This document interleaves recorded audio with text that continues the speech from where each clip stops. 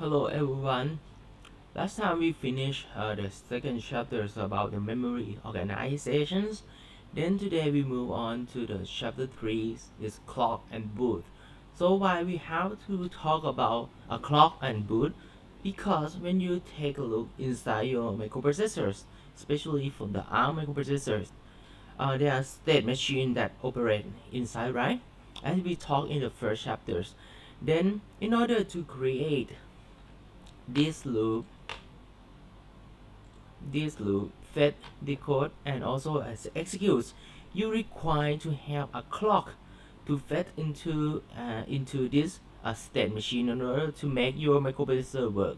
Then today we will talk about especially for the clock and also a boot in chapter number 3. Okay, let me talk about what is clock systems. In microprocessors, they require clock system in order to make the state machine work, and in order to have the clock or clock systems, or sometimes we call this clock like this. We can have three sources of the clock that can use in our microprocessors. First is called SHI oscillator clock. Second one is called SHE oscillator clocks, and the last one is called PLL clock. So what is it and why we need these three clock? First of all, you can use your software to select the sort that fed into your system to create a state machine. Okay, let's talk about three clocks in the systems. Okay, first is HSI from internal HSI frequencies. Okay, so in this one is already inside your CPUs. What that is means that when you bought or when you buy an IC chip, they already have this HSI inside your microprocessors. Then you can select this oscillator clocks as your system clock. The next one is called SHE oscillator clock. This one E from externals. So what does it mean? It means that if you would like to use this kind of clock source, then you have to connect to the outside, the externals devices, such as this one is called oscillators or crystals, like this. And you also need to some certain circuit that you have to connect. This one you require to load capacitors and connect the other side to the ground, and also connect the other side to the crystals. Then you can connect to OSC in and OSC out. Then you create SHE oscillator clocks by using this circuit. The last one is called PLL clock, and this one actually is not a clock. It's the circuit is called fade lock loop that change or boot your input your clock from internal or externals to become a new clock that have a faster speed compared to this clock and also this clock. Okay, by the way, what is a crystals?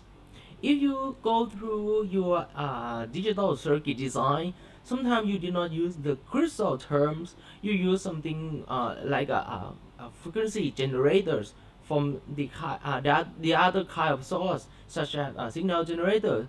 Or sometimes you create oscillators or a clock using IC name 555.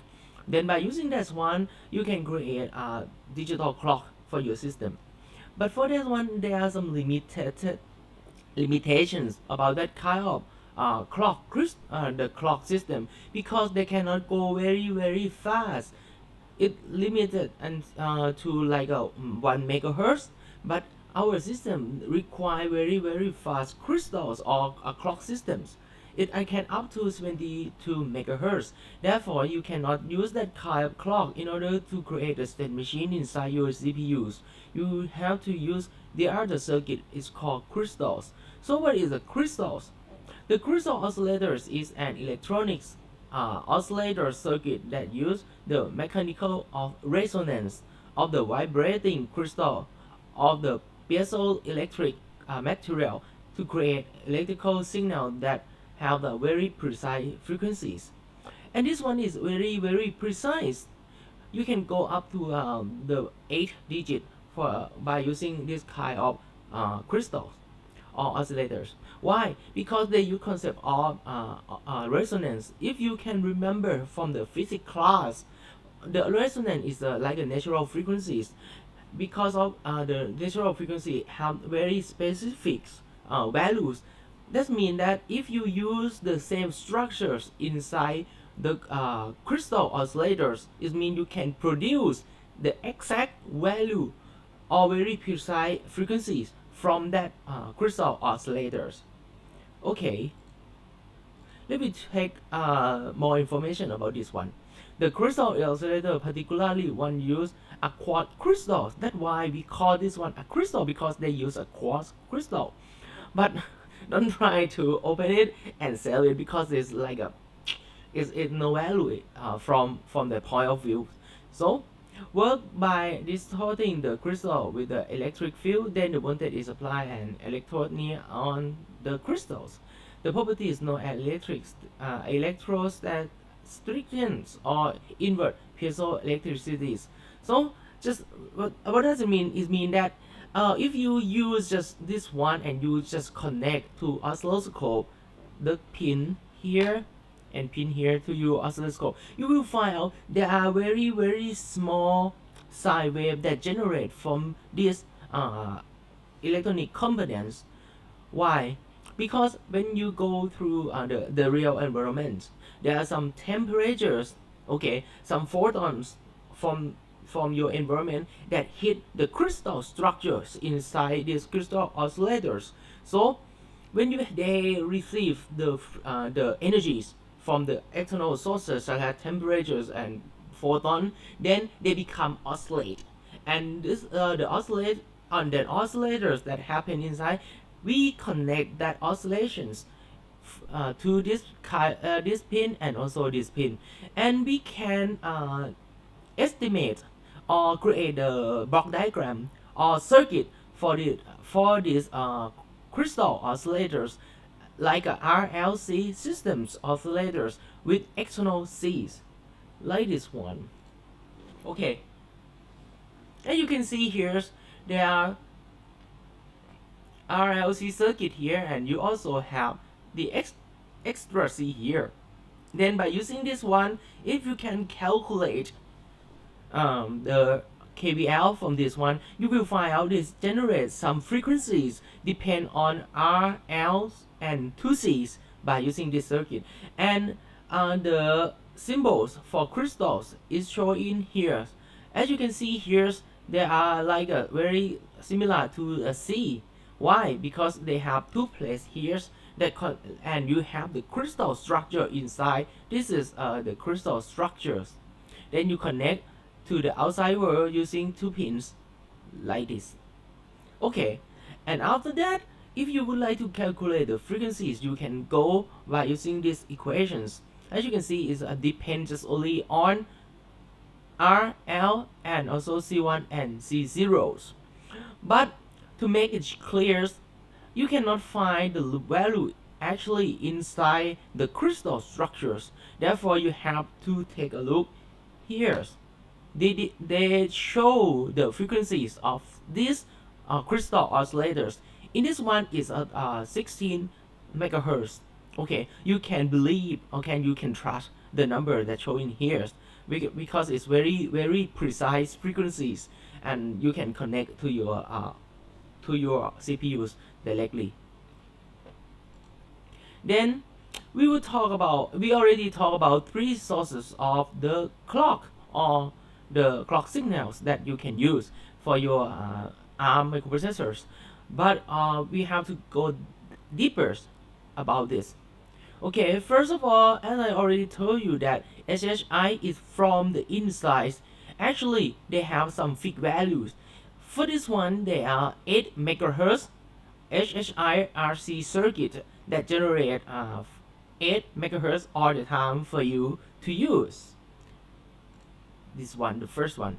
For the second one, you have to connect the external oscillators from the outside, showing here, and you can select the crystals from 4 to 16 megahertz. Okay, There are some circuit here, such as like because of the frequencies of your crystal can have some noise, so there are some like filters here to cancel out the very high frequencies of the crystals. Anyways, so we can have this sort, also this sort, and the last sort that I told you that it's not really a clock sort or oscillators. Actually, it's circuit showing here is called PLL or phase lock loop. As you can see here, you have to put some input into this module in order to create PLL clock showing here. So, what is the input for the PLL in our systems? First of all, if you can take a look here, there are something showing here in this line. This means that you can feed your internal crystal to the phase lock loop modules, or you can use the external signal as an input for the phase lock loop module. Then you can create PLL clock, and after that you can use a clock selectors to select which one you would like to use in your systems. And for this one, as you can remember, we use the same buzzers inside our systems. It means that system clock can go up to 72 megahertz maximums. Okay, show in here. Okay, but before we go further than this, we have to take one more to this diagram. First of all, as you can see here, the input for PLL from HSI oscillators, they have to divide by 2 here. So it means that if you have 8 megahertz here, you cannot use 8 megahertz. They divide by 2. So if the input from HSI to the PLL module, you have the maximum of 4 megahertz. Actually, is a fixed value. For the HHE that go inside as an input for PLL, you can see you have divide by 2 here also, but you can select using just only the regulars, the frequencies that crystal produce for you here, or divide by 2 you can select, and you can fit into the PL modules. In this one, by using this concept, if you go and go further into some configurations, you will find out that if we would like to have 72 megahertz maximum frequencies for our CPUs, you have to use HHE oscillators, because you have to select the input about 8 megahertz in order to create 72 megahertz oscillators or system clock. Okay, it's go like this. Okay, and one more thing before we move to the next slide. First of all, we define that if we go for the crystal clock and go pass through clock selectors, we can have something called system clock is 72 megahertz maximums, but we can divide for the other clocks that used in our systems. Basically, if we would like to our system to run fastest, then AHBP scalar is the dividers. You have to select divide by 1. So for that, you can have H clock. We will talk about this one later. H clock is up to 72 megahertz max, and APB1. For APB1, as I already told you from the previous chapters, that the maximum frequencies is just only 36 megahertz max. What does it mean? It means that you have to divide by 2, otherwise your system will not work at all, because the modules and also the peripherals that connect to this clock is very slow speed compared to the other part. Then you have to divide by 2. How about APB2? For APB2, you have up to 22 megahertz maximums. Therefore, you don't have to prescalers or divide at all. You can select just divide by 1, and you can have up to 22 megahertz. Is the same frequencies as system clocks showing here.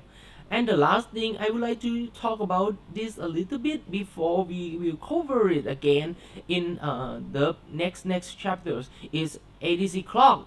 For the ADC clocks, if you don't know what the ADC is, it's an analog to digital converters modules. This one will use to convert the analog signals around you into the digital version of it.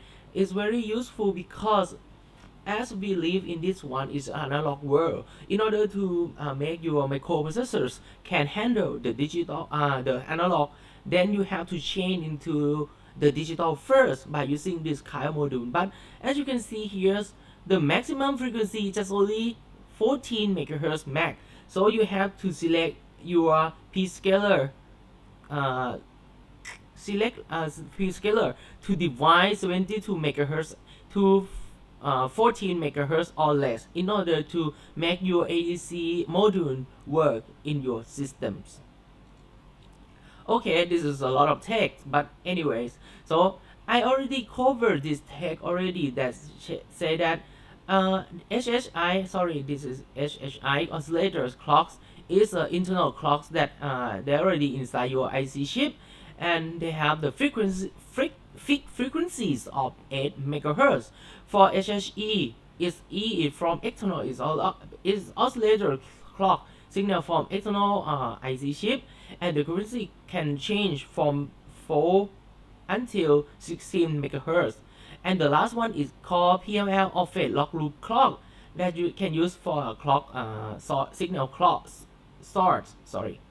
Then when after you pass it and you select your clock selectors, then you can select HHE, HHI, HHE or PLL depend on your configuration. This one you can use software to configure it, and after that you will have system clock. It depends on your frequencies, but you can have the system clock up to 22 megahertz. Okay, let me explain more about the example how to set up your clock for your system. If we use the external crystals oscillators about 8 megahertz, is shown in here is 8 megahertz. Then you connect to OSC out and also OSC in by using the crystals oscillators with help of two Cs that connect to the ground as the filters. Then it's passed through the first module. Then we select like this. We select without divide by 2 as the input for PLL. And this one, because of we did not divide by 2, we can have up to add 8 megahertz, right? For the 8 megahertz. Then if we would like to make our system clock is at maximum is 72 megahertz, then we have to multiply 8 megahertz by 9. Okay, so the multipliers, the frequency multiplier is done by using PLL module.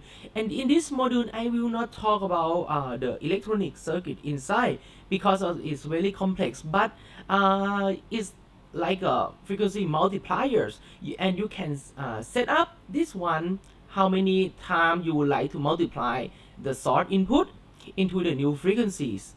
Okay, from this case, if you would like to create 72 megahertz shown in here, and you have the input of 8, it means that if you multiply 8 by 9, then you can have 72 megahertz here. In this one, yes, we will set multiplier PLL at 9 times. Then you have the output frequency of 72 megahertz. And after that, because of our IC is STM32F103C8T6, then we would like to make our chip as fast as possible. Then for AHB P scalar, we just select divide by 1 and connect to APB1. In this one, we have to divide by 2 in order to get 32 maximum frequencies, right? The 36 megahertz maximum frequency shown here. But for APB2, you can use just only divide by 1 to create a 72 megahertz max frequency for your system. As you can see here, the crystal is flow into this one and select as a 8 megahertz as an input for PLL module, and PLL module is multiplied by 9. Then you have 72 megahertz shown in here is a PLL clock. Then you use software to select this one as the system clock, and your system clock will be 72 megahertz. Then you pass through the other module by using this block diagram. Okay, this is how we create a system clock that have a different frequencies. It means that if you change PLL value, maybe just 4, yes, you can have different clock frequencies, or system clock will be the other value. Then you just multiply it by 4, and that is the frequencies of your system clock. Okay, this one very good for you because there are softwares approach that you can change your frequencies of your CPUs depend on the software. Somebody will ask why we have to change the frequencies.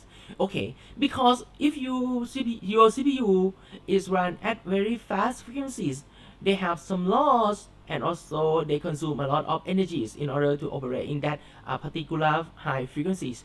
But sometimes your job is not fast, like you have to read the sensor every 1 second. It means that the cycles is 1 hertz. That is the reason why you don't have to put your system into 72 megahertz. You can have your system at 4 megahertz or 8 megahertz. It's better because of they consume less energies. Okay, I already told you about this one and this one already. So we move to a little bit further. Okay, from the block diagram, we know exactly how to configure our systems in order to create 72 megahertz. But how can we actually do for our software? Okay, first of all, you have to go through some registers, and this kind of register is called a special function register. So what does it mean? It means that these registers specifically used to configure some things in your peripherals modules outside your ARM core. Okay, so in this one, if you can take a look inside your data sheet for STM32F103C86, there are some registers belong to this group, and the register in the group that used to configure your crystals or clock is called reset and clock control RCC group. From this one, they consist of clock control registers or RCC-RCR, clock configuration register RCC CFGR, clock interrupt register RCC CIR, APB2 peripheral reset registers RCC APB2 STR, APB1 peripheral reset register RCC APB1 RSTR, AHB peripheral clock enable registers RCC AHBENR, APB2 configuration peripheral clock enable registers RCC APB2ENR, APB1 peripheral clock enable register RCC APB1ENR, and the last one is called control status register RCC CRS. Somebody will say, oh, there's a lot of variables you have to set. Yes, that's why in this class, when you go for the exams, it's just open book exams, open note exam. Why? Because of you have a lot of registers, you cannot remember all of it by yourself. There are no ways, because this is only one group, but you have a lot of group inside your microprocessors. Therefore, don't worry about the remember these registers, but try to understand the role of each registers, and also you have to study the data sheet of the register inside your microprocessors in order to understand. Don't try to just read everything in your exam room, otherwise you cannot finish your exam on time. Anyways, so this is the hardware variable or register. It means that you don't have to define it at all. When you start up your system, you can call this register by name directly. And by using the concept of memory map IO and MMIO, as I already told you from the last chapters. Then when you change the values in these registers, then they will configure the module outside your microprocessor core, ARM core, in the peripheral uh, peripherals areas in your chips, and they can configure your module outside your ARM microprocessor core. But anyways, we will go deeper into this one. Sorry for my slide here is in Thai language. Okay, for the first one that I would like to cover is called clock control registers, RCCR. It is one because of our system is 32-bit. It means that registers have 32-bit, and you have to configure all the 32-bit in order to make the system work. In this one, as you can see, there are something called reserves. For the reserves, it means that you don't have to change, or you don't, you should not change the value at this bit after you reset your system. Okay, let me take a look inside our first registers, RCCR. In this one, you can find out they are called PLL, RDY, PLL, ON, CSS on, HHE, BYP, HHE, RED, HHE on, HHI cal, HHI trim, HHI ready, and HHI on. So what is it? Okay, and this one you use this register to control the flow of your clock from three sources. Okay, by this one, if you take a look on PLL on pin on the bit 24 of these registers, in this one you just set it to make to open or on your PLL module. If you did not put this one into one, it means that the PLL module doesn't work at all. Okay, you just turn it on, and after that after it's ready, they change the PLL will change the bit PLL RDY. If PLL RDY change from 0 to 1, it means PLL module is ready to use. Okay, what there's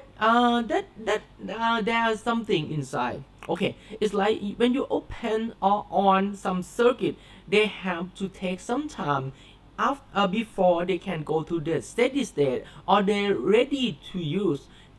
So when you try to write down your software to control to open a PLL module, then you just start it by using PLL on bit. Then you have to take a look for PLL RDY. If PLL RDY or PLL ready is changed from 0 to 1, it means your PLL is ready to use. Then you can feed your input signals or input frequencies into your PLL module in order to generate the output frequencies or output clock from PLL. How about HHE BYP? HHE BYP is a bit to bypass the crystal from the external crystals.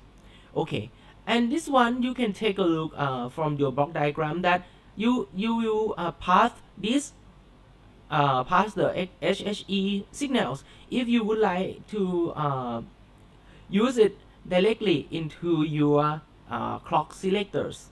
Okay, the other one is HHI ready, HHI on, because of you have three sources of the crystal or a clock for your microprocessors, right?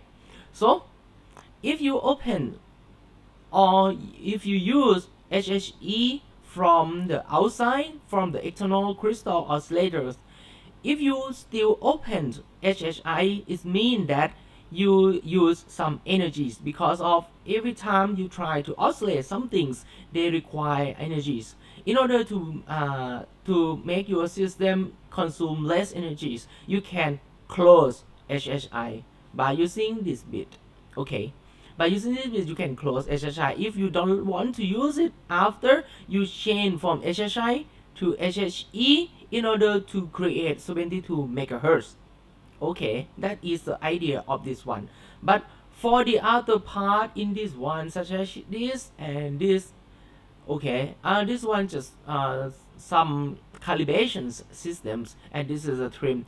You can take a look in the data sheets of your ARM CPUs from ST to know exactly what is it. But basically, if you go through the next chapters, when we try to program it, will some bit you don't have to do anything. You just leave it like that because it doesn't matter. Is you unless you try to do some very advanced configuration for your clock, then you have to take a look in here. Okay, let we move to the second one. Is called clock configuration register, RCC CFGR. As you can see here, it show 32-bit in here, and this one you can do here. For MCO, it show here is microcontroller clock output, and this one why we have to have this one. Okay, because sometimes if we configure our clock inside our CPU, it means that you cannot measure, and we cannot sure that our clock is at the value we would like to have, such as if we cannot take a look inside our CPU, then how can we measure the speed or the clocks of system clock or PLL?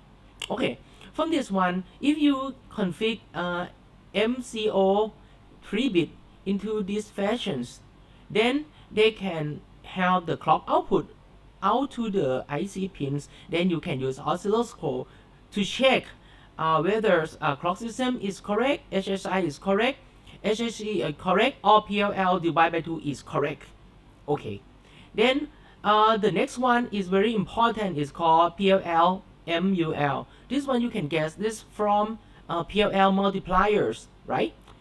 And this one is contain 4 bit, and you can change the value of it. Then you can change the multiplier value that multiply the input of the PLL module in order to create the frequency output or the clock output. Okay, if you config the PLL MUL at 000, then you multiply by 2. If you change to 001, you multiply by 3, and use 0010, then you multiply by 4, and go on until you can have the maximum multiplier up to 16 times, and you have to select your PLL MUL at 1110 or 111. They have the same effect for your multipliers. Okay, but be careful that you don't but you have to be careful that the output maximums of your PLL cannot go further than 72 megahertz, right? Because PLL can generate the most highest frequencies for your systems. Okay, so be careful. Then PLL, the other one is a module to divide the frequencies, HHE, for the input of PLL. If PLL XTPRE equal to 0, there are no device happen for HHE. But if you change from 0 to 1, HHE will divide by 2. Okay, it means that if you connect our input external crystal oscillators at 8 megahertz, then if you set this bit PLL XTPRE equal to 1, then HHE for PLL become 4. Okay, the other one is called PLL SRC or PLL source select. This one will select which signals will be input of your PLL modules.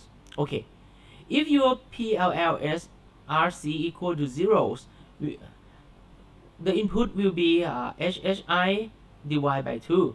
If you set into 1, it means that they will use HHE as the input. Okay. How about the next one is HPRE. Okay. HPRE in this one here is a 4 bit is the divisions for crystal clock to create HHB bus.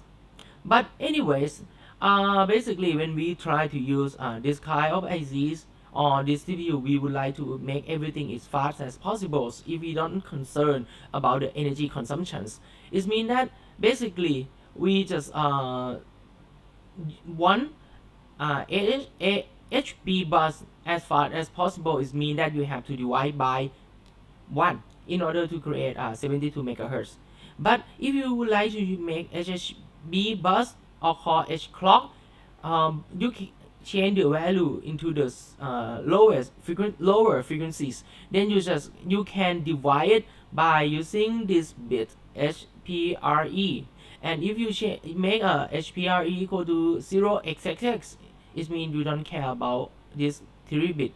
You just divide the frequency of this clock by 1 and create HHB bus for H clock. Okay. How about if you would like to divide by 2, you select 1000 here, divide by 4, 1001, divide by 8, 1010, and you can make the divisions up to 512 or 111. Okay.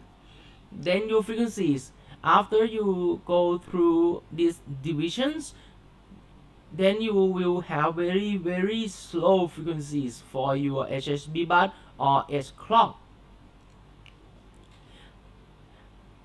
The other things that we have to talk is PRE1, and this one is used for PB low speed prescaler or PB1. This one is very important because when you take a look on PB1, you cannot go to the maximum frequency of 72 megahertz. You can have the maximum of just only 36 megahertz, right? Then you have to set up this one properly, otherwise your peripheral module will not work at all. And this one can be set by using this 3-bit PPER1. Okay, and this one you can divide by 1, by 2, up to 16, right? By change the value inside this 3-bit. How about APB high speed P-scaler or APB2? In this one, actually you don't have to divide anything, right? Because it can go up to 72 megahertz. Then, but if you would like to make it slower, because you would like to make energy consumptions less than normal, then you can divide by using these 3 bits. And the last thing, if we talk about already is about ADC values, right? For the ADC clock you can divide, and this one you must divide because for the ADC value or ADC module, you can have up to just only 14 megahertz. Then if you feed 72 megahertz, your ADC module will crash or it cannot convert anything for you, and it's hard to debug because of it's already happened inside. When you forget to do some prescaler or divide the frequencies or the clock of the system, and before you have to use that one for your ADC modules, the ADC module will return very strange value, but your code is correct and it's very hard to debug your systems. So please keep in mind that ADC clock cannot go further than 14 megahertz. I will talk about this one again when we go deeper into ADC and DAC's chapters in this class. Okay, the next one is APB1 peripheral clock enable registers. This one will tell the systems that okay, we have the APB1 clock already, but some module don't have, we did not use some modules, so don't feed these signals into that module in order to make energy consumption less. Okay, it's right, you have the clock already, but you did not feed into the module. It means that module will not, you don't want to use that module. Okay, and if you have just only 3 modules that use in your systems, you don't have to open every module put the clock into the other modules. This is used, just open some module for you to use to make your energies less as possible. Okay, for this one we can take a look here. This is registers for PH1 peripheral clocks.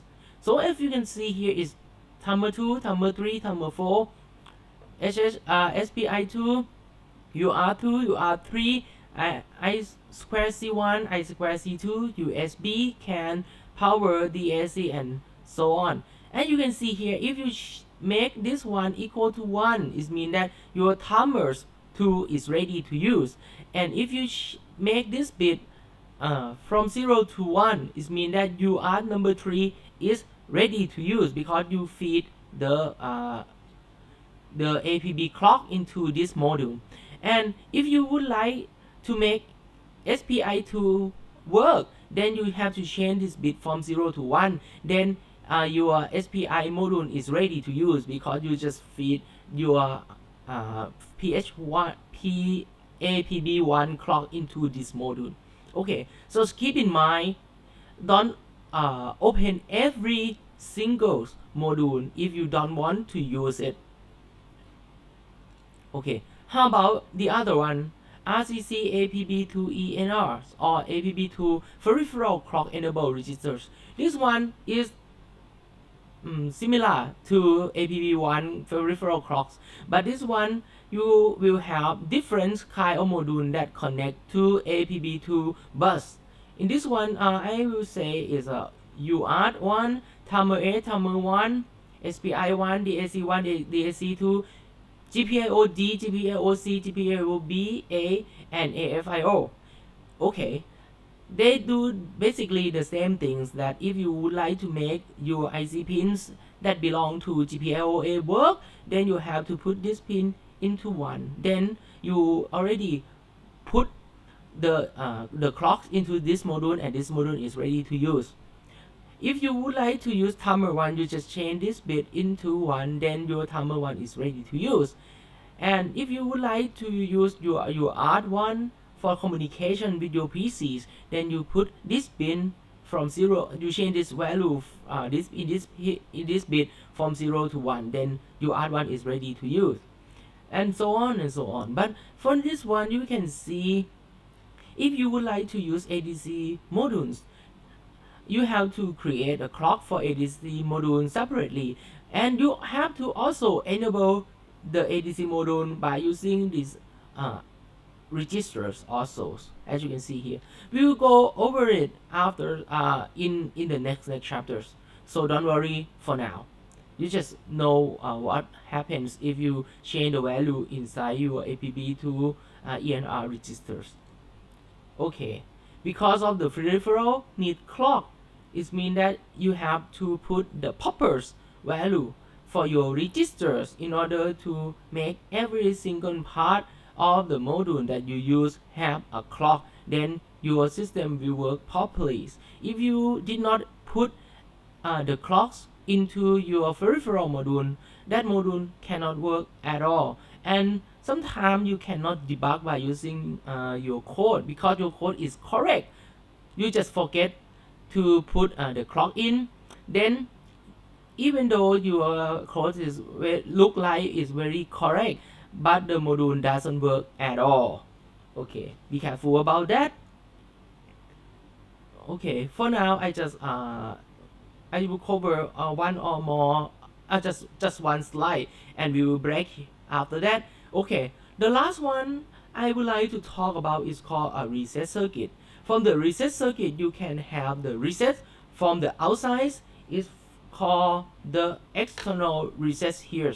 And you can see from the previous class that we will talk about the schematics of our boot pill board. Then you know exactly how to create a reset switch for the reset signals for STM32s.